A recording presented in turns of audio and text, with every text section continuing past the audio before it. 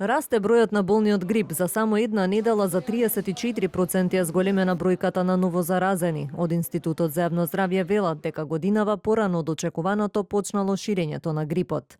Најголем број на заразени има во Скопје и Тетово, додека пак ниту еден случај досега нема регистрирано во Бирово, Пехчево и Делчево. Според анализите доминира инфлуенца АХ3, но се регистрира и ковид како и респираторен синцицијален вирус.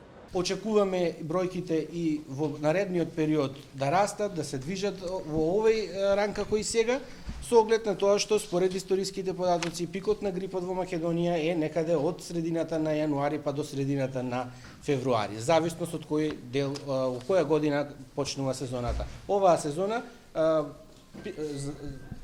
растот на бројот на заболени започна неколку недели порано од она што беше очекувано. Највисока инциденца се бележи кај децата. Сепак од Институтот за јавно здравје велат дека за сега нема потреба од дополнителни мерки за заштита од грипот и продолжување на зимскиот распуст за учениците.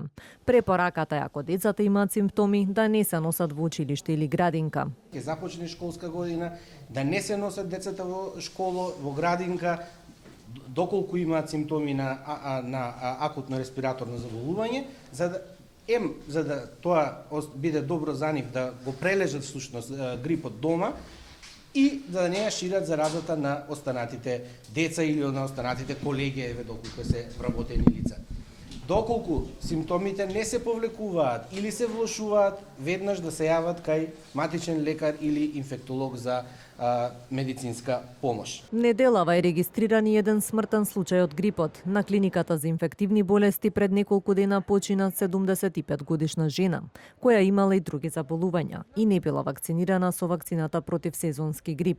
Според податоците расте и бројот на хоспитализации. На Скопската инфективна клиника хоспитализирани се 25 пациенти, а неколку мина се и на кислородна поддршка.